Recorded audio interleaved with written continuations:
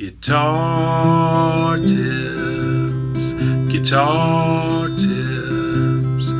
just the tips, just for you. Guitar tips. Hello and welcome to another episode of Guitar Tips. My name is Adam Levy, and this is my video blog series here on YouTube. Now, as you may already know, if you're a regular here, like if you subscribe, for example, then you probably already know that I've been doing this mini-series within the series, and it's called the ABCs of Guitar Tips. Each week, over 26 weeks, I'm working my way through the alphabet and going to talk about one thing guided by, wherever we are in the alphabet in that particular week. This is episode 6, and so that's the letter F. I'm going to talk about something that begins with F. If you'd like to know more about what inspired this series, you may want to go back to the beginning. That first episode is about alternate tunings, and I talk a little bit about my inspiration for this at the very beginning of that episode. But in the meantime, here we are, it's week 6, and I want to talk about fingerstyle guitar. That just means, we're not going to use a flat pick or a thumb pick or anything else. We're just going to go kind of bare knuckle style on the guitar. It's the way that I play most of the time, and I'm going to try, if I can here, to persuade you to explore fingerstyle if you haven't already. If you already play fingerstyle, then this episode may not be for you. I'm really here just to talk to people who are stuck with the pick, because I get this in my teaching practice. People come in and they're really, they can get around with the pick, and they say, well, I want to learn to play fingerstyle. Either they've seen me play a gig or something, or they've seen somebody else play, or somebody on YouTube, and they're like, wow, that's a really interesting way to approach the guitar. I'd like to learn more about it. So if that's you, if you're in that headspace, I just want to talk to you for a few minutes about why I like to play fingerstyle and why I think it's a really a good way to approach the guitar. There's nothing wrong with picks. There will always be a place in guitar music for flat picks and thumb picks and other kinds of picks, but this is just a beautiful little thing that you have attached to your body that you could use. And so I'm going to start, before I go any further, I'm going to read a couple of quotes. One is from Mick Goodrick, a really great jazz guitar player in the Boston area, well known as a teacher, and you can look him up if you don't know who Mick Goodrick is. He's been a fantastic resource for many, many players over many years. This is from his book called The Advancing Guitarist. He says, my personal opinion is that the full harmonic potential of the guitar can only be realized if you play fingerstyle. Short of that, pick and fingers would be the next logical choice. But regardless of whether you play fingerstyle, pick and fingers, or just with a pick, harmony on the guitar is still in its infancy. There is much yet to be done, and there's room for everyone. So what are you waiting for? Now, this is not from a chapter on right hand technique. It's from a little essay about harmony, where he's talking about basically, piano players are way, way ahead of most guitar players when it comes to making, harmonic choices and really expanding the harmonic palette in jazz and jazz-related styles. And I think Mick Goodrick is correct in that if you want to play in a really rich colorful way with your chords and your choice of substitutions and independent moving lines and all that kind of stuff. Playing fingerstyle is the way to get at that stuff. It makes harmony less chunky. First of all, like, if you have a C major 7 chord and you're holding a pick, you're pretty much just going to play that. But with your fingers, you have independent little bits that you can play, and of course things can move. You can have things like that. And so anyway, that's just something to think about, and a really nice exercise that you might want to try if you're in the kind of jazz camp of things. You may know these kind of chord scales. I'm playing C major 7, D minor 7, E minor 7, F major 7, and there's more, but we can even just stop with these 4 chords. That's plenty, just to show you this exercise. This is something that I learned from Jimmy Weibull, who was a great fingerstyle guitar player who I studied with when I was just starting out, really. And he would have me play these chord scales, but without the bar. He wouldn't allow this kind of thing. So you had to get each note individually. And he would have me do things like play outside, then inside,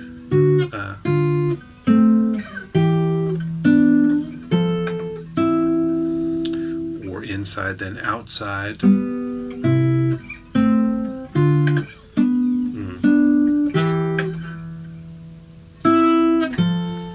You could alternate that. You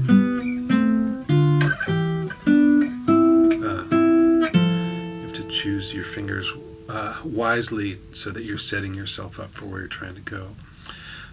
This would be another combination, which is not outside, inside, but let's see, I'm playing 3rd and 5th string, and then 2nd and 5th. So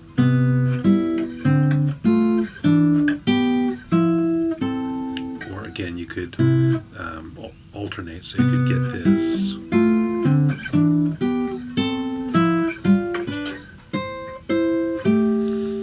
And so on. And when you do that, it turns it more into chords aren't just stacks of harmony, but they become melodies, things that move. So that's a really nice thing. Now, Mick Goodrick wasn't talking specifically about Jimmy Weibull or about this exercise or anything directly related like that, but to me, in my own mind, there's a correlation there.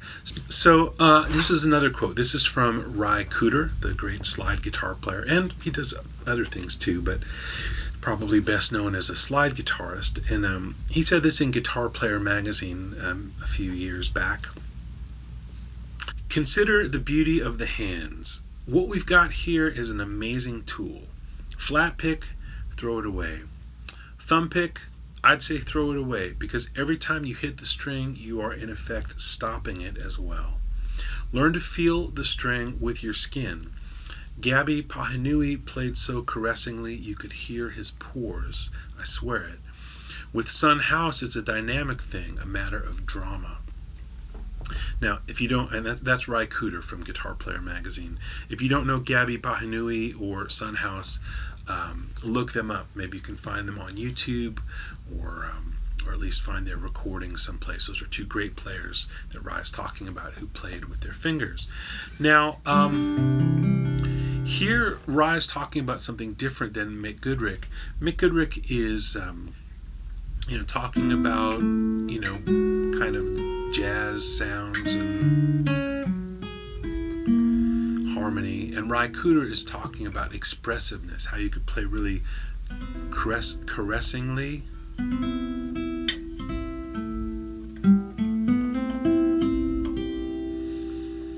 or play with a lot of drama.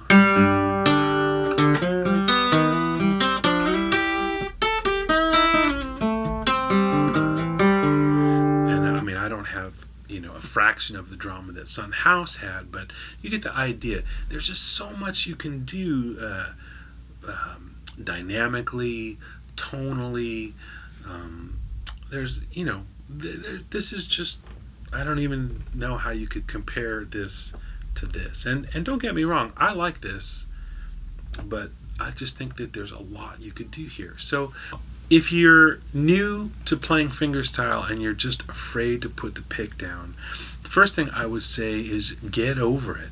Go to a gig with no pick. Like, take the safety vest off and just throw it out. Show up somewhere where you think you need a pick and don't have one. Worst comes to worst, you can always kind of play as if you have one. Like, I don't have one here, but I'm just using kind of the tip of my finger.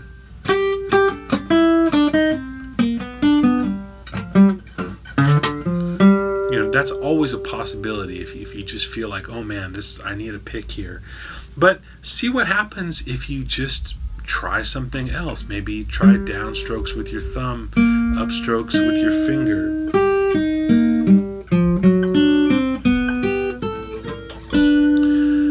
Try stuff, go for stuff, make it a little bit unknown and see what happens. It might be if you really do this, if you really go to a gig or a session or whatever without a pick, it's going to take some getting used to. It might be very uncomfortable at first, but that's the only way you're really going to get past it. As long as you have a pick, I think you're probably going to use it.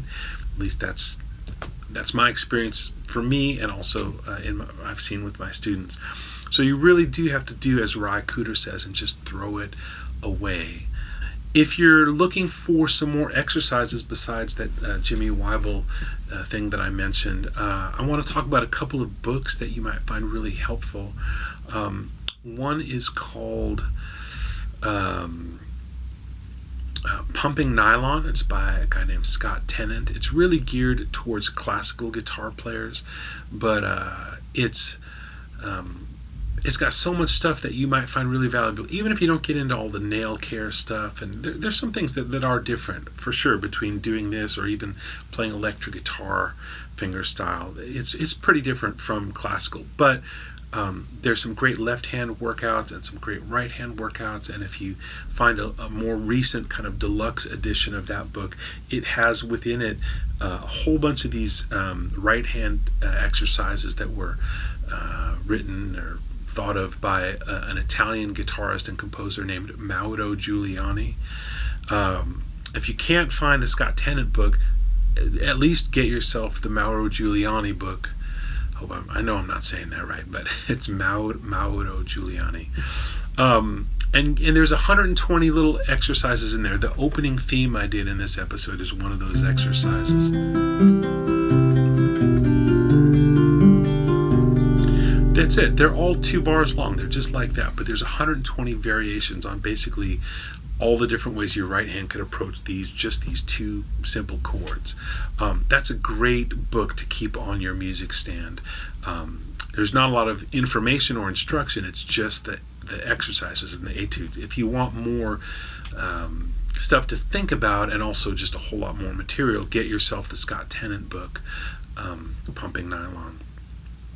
There's also a book by Mark Hansen, the title of which I can't remember exactly right now, but it's something about contemporary finger picking, or contemporary Travis style picking. So he talks about Merle Travis, like this is kind of Travis style picking. If you don't know Merle Travis, stop now and look him up. He was a really great fingerstyle player. Well, he played with a thumb pick and his index finger.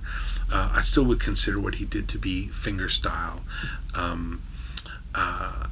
Man, it's just about getting an engine going with your thumb. So you've got this alternating bass thing, and then on top can be percolating rhythmic stuff, can be melodic stuff, almost anything. It's if you see what Merle Travis could do just with his thumb and index finger, it kind of would blow your mind. So please, I'll include a link or two so you can check him out. So anyway, Mark Hansen's book about contemporary Travis style picking starts there and also takes you to some more advanced things, more along the lines of what Tommy Emmanuel does, and Paul Simon and Chet Atkins, and lots of different players were inspired by Merle Travis and that style of picking.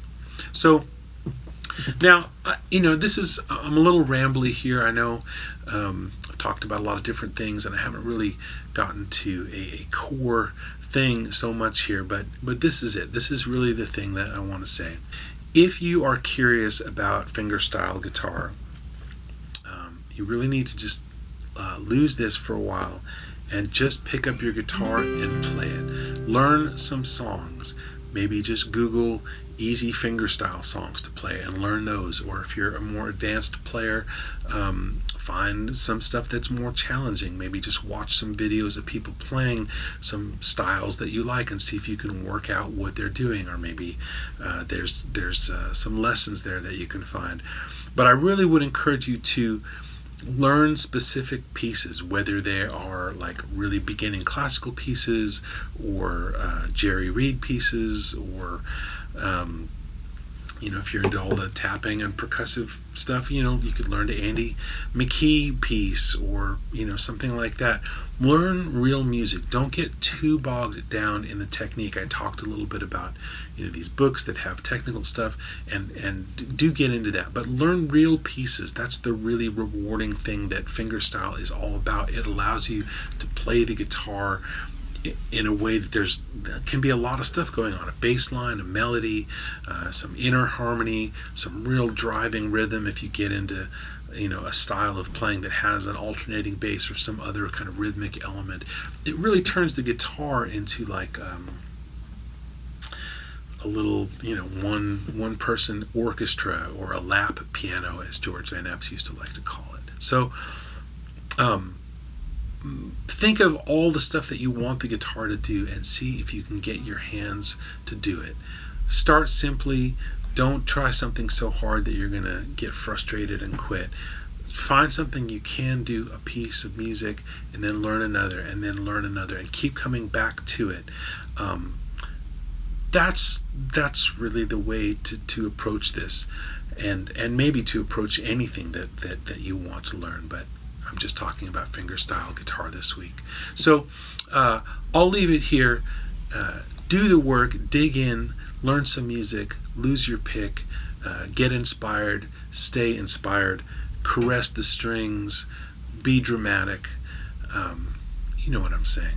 All right, I'll be back next week talking about something that begins with G, and it's not the guitar.